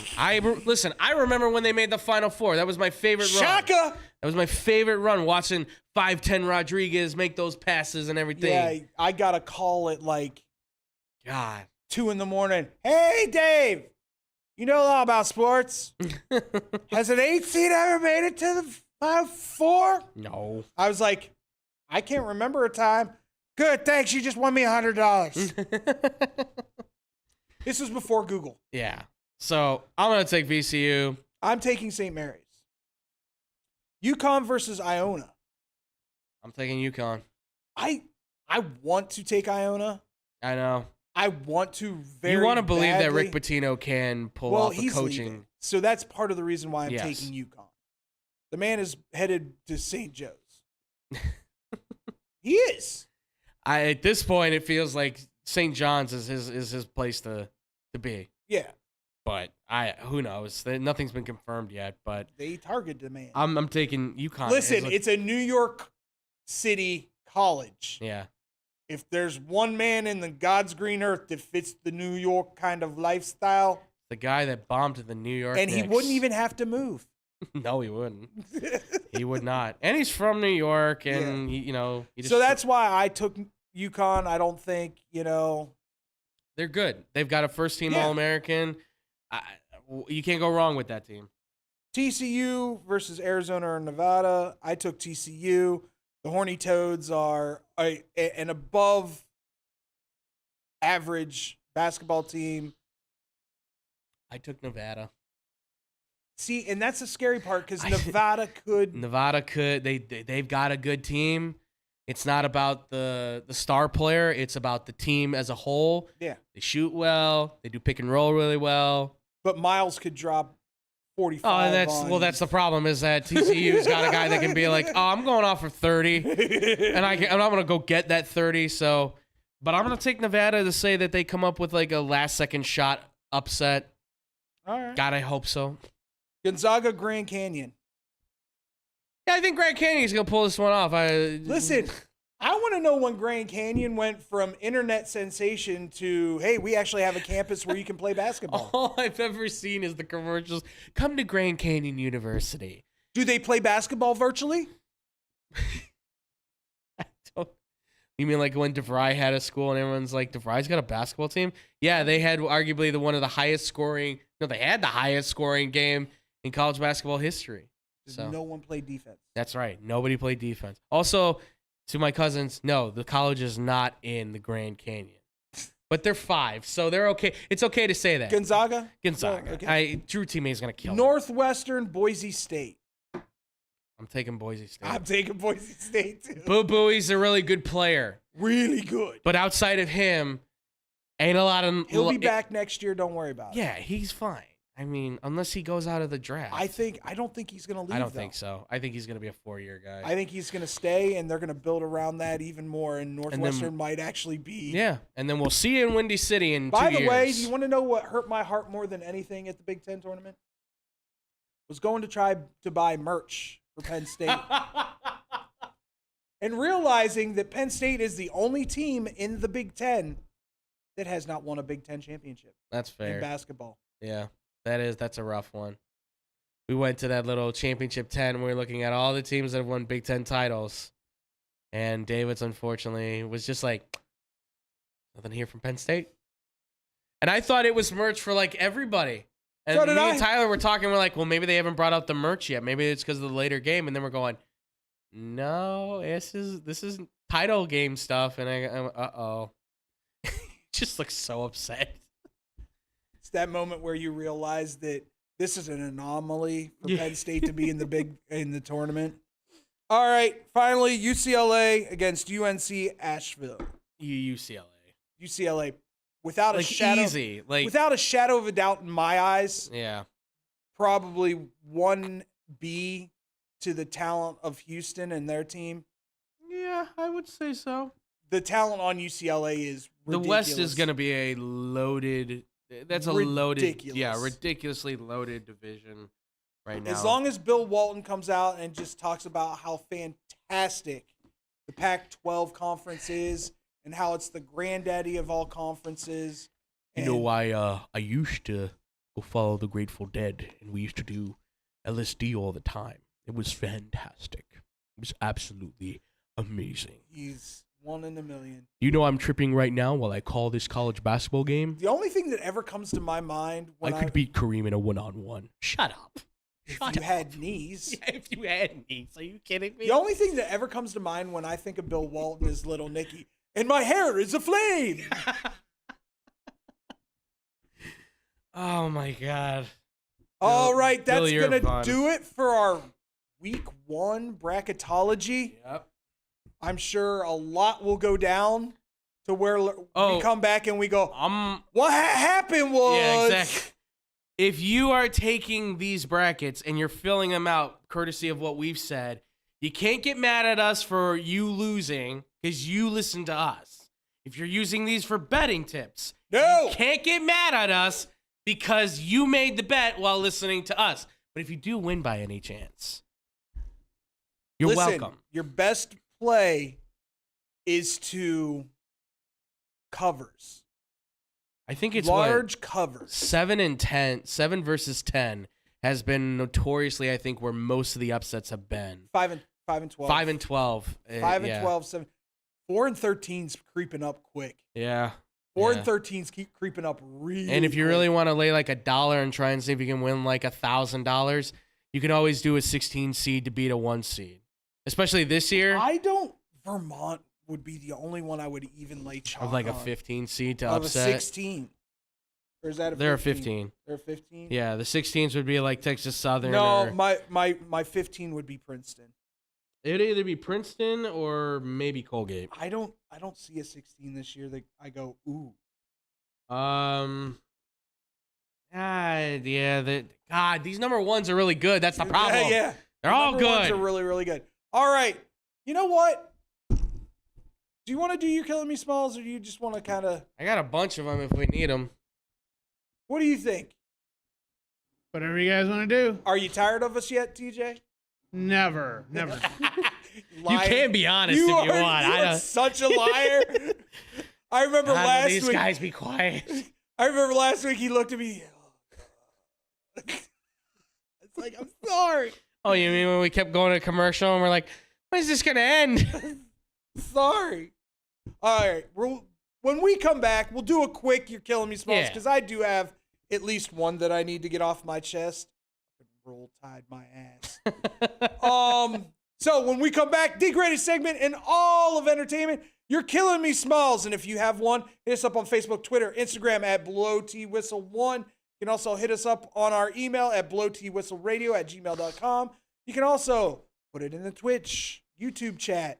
TJ will check it for us. Make sure if we don't miss any. Right, TJ? Yeah, definitely. We don't have screens blocking all that stuff right now.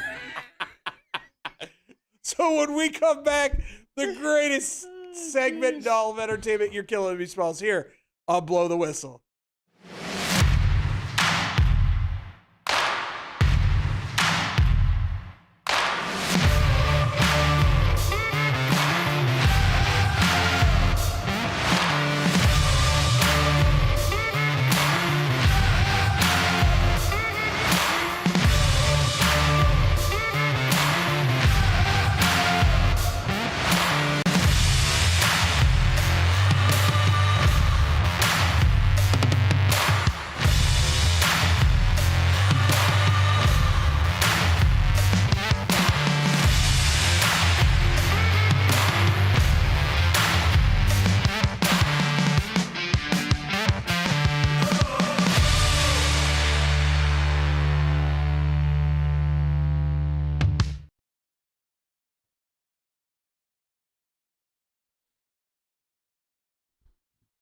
And welcome back to Blow the Whistle, the live stream, straight out of Lombard.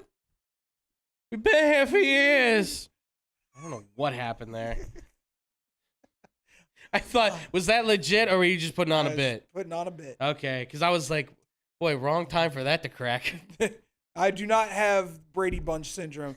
Time for change. Rearrange. Did you like that reference? I do enjoy that. He don't know nothing about old school Brady Bunch. I've seen the Brady Bunch. I've seen the old school ones, but don't ask me what episode. Yeah, what. see, Don't ask exactly. me that. I did not watch the Brady Bunch. What channel was it on when we were growing up? Me, I think it was channel 50. Dude, it was always on TBS. Always on TBS. Old school TBS? Yeah, like Oh, old okay. school TBS. See, I grew up watching like It was like the Big Bang Theory of its time. Okay. Like multiple See, I didn't- episodes would run. I watched like Barney Miller and stuff like that. I mean, dude, I love Barney Miller. Barney Miller's That's amazing. Fantastic. That's such a good show. That is such a fantastic grab. It's I such a love good every show. moment of that. It's so funny. You don't know what Barney Miller is. Go watch it. I'm telling you, you're gonna love it. It's on Amazon right now if you want to. My old school reach was because my mom and I used to watch it together. I'll watch MASH every day. all day. Hell yeah. Fantastic. MASH is amazing. To this day, still makes me laugh. Yeah. TJ, is there a show from back in the day? The one that we keep watching and keeps popping up is Hogan's Heroes. My dad absolutely loved Hogan's Heroes and World War II stuff. So did my grandfather. Absolutely. Fantastic show. Absolutely. Fantastic show. I also used to watch Gilligan's Island when I was a kid. Oh. I don't know why, but now I know why. Another show that ran like pretty much right after the Brady Bunch Yeah. on TBS back in the day. Absolutely. Well, and then I got caught into the whole mix of like All in the Family, the Jeffersons. I did the Moving on whole up. I did the whole spree. Different Strokes. Different Strokes. Yeah. Facts of Life. We're learning about the life. And then slowly started to move into the Family 80s Ties. show in the 90s. Family Ties. Alf. We're going down a God, rabbit hole. Alf. All right. Women of Design. Well, since you never go first, Andrew. I'll go first. I'll do two really quick ones because they're kind of two in the same. They're having to do with baseball. Well, really cool, and they're fun ones. They're like not your killing me smalls ones. They're ones that are like good for you kind of things. The first one has to do with Ethan Salas, who is a catcher for the San Diego Padres. Just being an idiot all of a sudden and realize I'm like, I gotta go grab these. Oh wait, I just gotta walk right in front of Andrew's camera. Yeah, exactly. Idiots. So I'm a moron. For me being an actual moron and not realizing that I was about to walk in front of Andrew's camera. Killing me, boss. Nice. all right. We're I good. graduated IMS. Yeah, exactly. Yeah. Idiot. We all make mistakes, but Ethan Salas made his spring training debut with the Padres about a few weeks ago, and I just wanted to note it because he is actually 16 years old. So I wanted to give Ethan Salas for being able to break in at 16 years old with the Padres and get his spring training debut in hopes that, by the way, this kid is really good. He's really talented. So to Ethan Salas, I want to give you, in the best of all intentions, a big ol'... Killing me, Smalls. And then, really quickly, because this is a more recent story, and this was really cool. If you guys don't know, the World Baseball Classic is going on. And Phenomenal, by the way. it's been great. Fantastic. It's been great. And I'm going to combine two really quick for the Although, World Baseball Classic. I wish they had the fucking pitching clock. But Good God. I will say, shout out to my boys in Puerto Rico, my Boricuas, for pulling off the perfect game, combined perfect game, first ever Unreal. in MLB history, and to De Leon for pitching 10 strikeouts and tying the record, and also to a young 21-year-old pro pitcher from Nicaragua, Duque Hebert, who went out there. Are you sure it's Hebert or is it Hebert? It's Hebert, excuse me. Sorry, Hebert. I might be screwing that up. I'm listening to how the announcers said I was having fun with you. That's yeah. But believe it or not, this man went out and struck out 3 straight All-Stars in a row. Juan Soto, Julio Rodriguez, and Rafael Devers. Damn. And shortly after the game was over, he got a phone call from one of the manager's phones and immediately was offered a contract by the Detroit Tigers. I'm sorry. Which is unfortunate, but I do have to say it is really awesome to see that from the World Baseball Classic, guys like this are getting noticed. And another one, too, really quickly, to Andrej, who struck out Shohei Ohtani, who is a part-time electrician for Hungary, excuse me, and then Ohtani went to the locker room, got his jersey, and had the entire team for Hungary sign it so he could have it because he was a fan immediately of the fact that this man struck him out. Like, got him looking. Shohei's awesome. So, to all of that and the World Baseball Classic really bringing the fire, bringing the hype on this, I give it a best wonderful of all. You're killing me, Smalls. Just outright amazing. Okay, I love it. First off, for all those people who thought Shohei was going to be a small market baseball player, I don't know where that happened. They're playing in Japan. Yeah. Have you seen what the man's done at home? Do you see how the fans react? That guy hits a ball. Explosions. That guy hits a ball, and there's phones out everywhere sharing, Ohtani just made a hit. Like, he just made a first base hit, and everybody's sharing it online. Yeah. That's how crazy it is in Japan, folks. So, to Shohei, for showing up, I give you a big old... You're killing me, Smalls. Too bad Trevor Bauer won't be able to pitch against him. For those that don't know, Trevor Bauer is going to Japan. Good job, Trevor. Good luck. Don't hit anybody while you're there. Allegedly. Allegedly. God, baseball. What the hell? You're putting us in a really hard spot here. For our last one.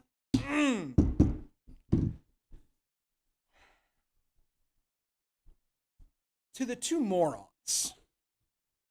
And I use the word morons very loosely. Yeah. Because if I wanted to, I could call you a whole lot of other stuff. Oh, yeah. It isn't very nice and it isn't very degrading. So I won't. I'm not going to stoop to your level.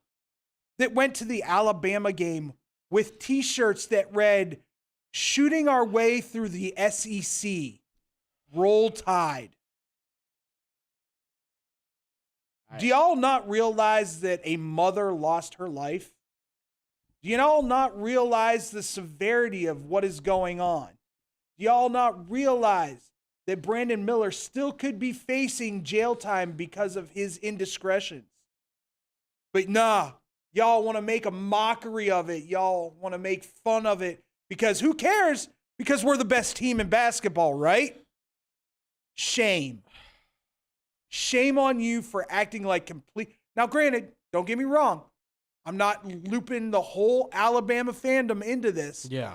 But there are some absolute morons when it comes to Alabama University. I don't want to hear any excuses on, they're college kids. Even a college kid should know. Oh, they were college kids. Even if that's the case, then you should know better. Even a college kid should know better. You, like I said, I could be using other words to describe these morons, but I will not go that route because that is not who I am. But to you two gentlemen who thought it would be funny to make up T-shirts saying stuff like that, a person lost their life. Two Alabama basketball players are already in jail for this, correct? Yes, they are. And a third possibly could be if indicted. Yeah. That being said, to you for being uncouth, unintelligent, and not reading the damn room, I give you a big old... You're killing me, Smalls. It's disgusting. It is. Disgusting. The egregiousness of something like that, especially in college sports. Like, I thought we were past this, folks. I really thought we were past this, but apparently not.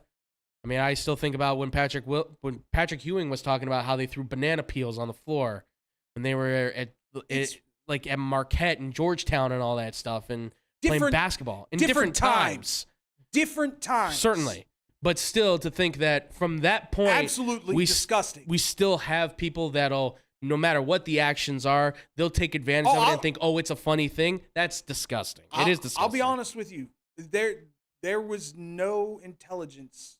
Absolutely not. In that whatsoever. They thought, oh, this will be funny. This will be interesting. Here's my bigger we'll problem. Get on TV. Here's the bigger problem with that. You wanted to be stars. You wanted to make noise. You wanted to get into the news. Yeah. But then you refused to give your names to the reporter that's trying to make it a story. Cowards. Exactly.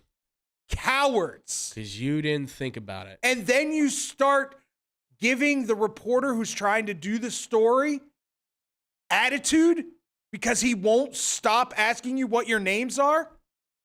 Cowards. Hey, for that, I give you a big old. You're killing me, Smalls. And on that note, I think we're going to end the You're Killing Me Smalls segment. It has been an absolute pleasure today.